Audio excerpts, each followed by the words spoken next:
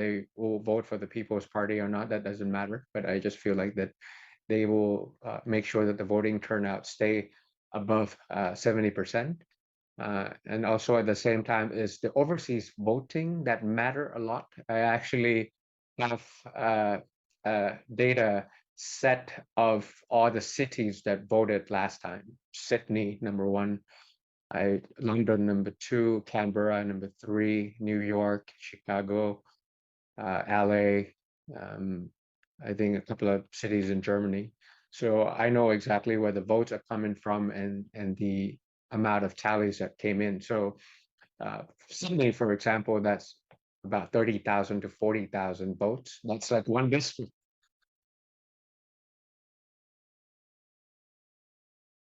Australia can very much amount of victory of two MP districts easily.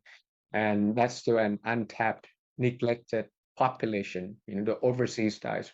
When you become the government, you don't care just because of the people within your territory, but the people all over the world that was born here as well. So that will help us to reach that target of winning elections.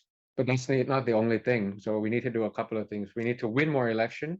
We need to dominate ideas. That inclusive growth is what this country needs. Equality as well as economic growth is what this country needs. And at the same that last time is also inland pipeline. I'll be spending my time getting about 3,000 people because that's the last time I estimated in order to become the government, an effective and efficient one. Of course, you need the prime minister, you need the minister, you need the vice minister, you need the spokesperson, you need the assistant, and then you need people in state-owned enterprises who will become the ambassador of Thailand to America. In all these things, I calculated it's about 3,000 people. So regardless of what your degrees or what your majors are at the moment, you could be in architecture, you could be in education, you could be in engineering. We're coming after you so that talk about politics, at least indirectly, you will go vote. If directly, we have a platform, regardless of where you come from, regardless of your last name, regardless of your financial resources, there's this platform, there's this party in Thailand that allows you to step in. So to summarize in a sentence, that's like my personal project of 2030 by 2030. So by the year 2030, at that time, we'll have 20 million votes so that we win more elections.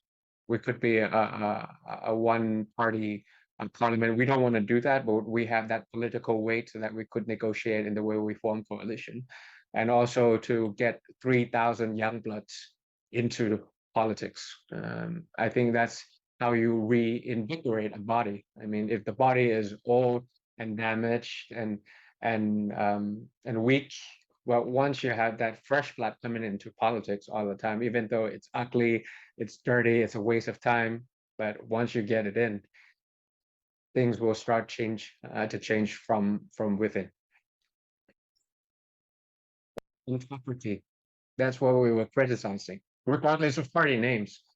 I mean, you promised the voters, you promised to me too. Like we did an MOU together, 2 MOUs to be precise, in front of the entire world, in front of the entire nation, of what our coalition was to achieve. But that's fine. I mean, I don't take personal things personally. I don't take politics personally, but it matters to the voters that voted for you and went out to vote. 10 million votes to Pheu Thai, which is number two. It's not small. And you promised that the coalition that you will form or that you will work with is the people who are not going to be with the uncle parties or the military coup backed parties. And that's what you promised. You promised quick referendums.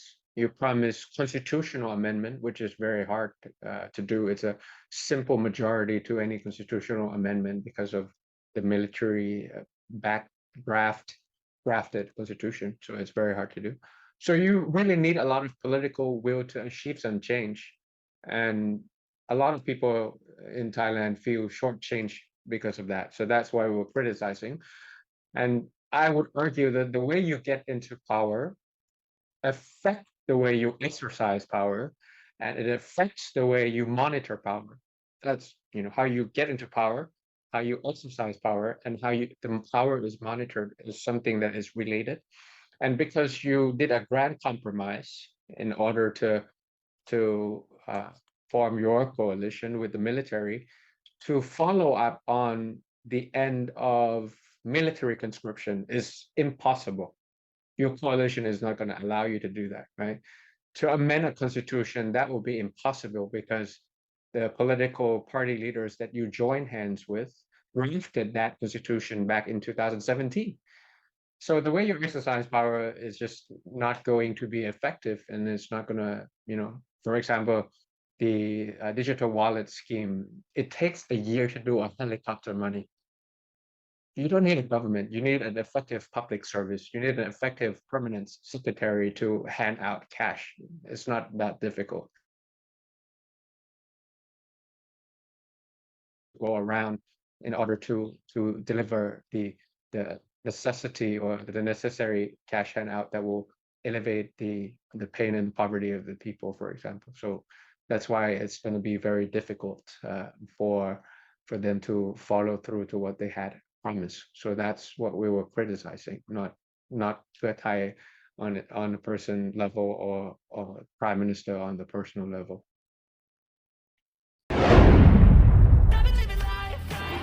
ดูคลิปจบแล้วอย่าลืมกดไลค์กดแชร์กดติดตามกดกระดิ่งให้ด้วยนะครับ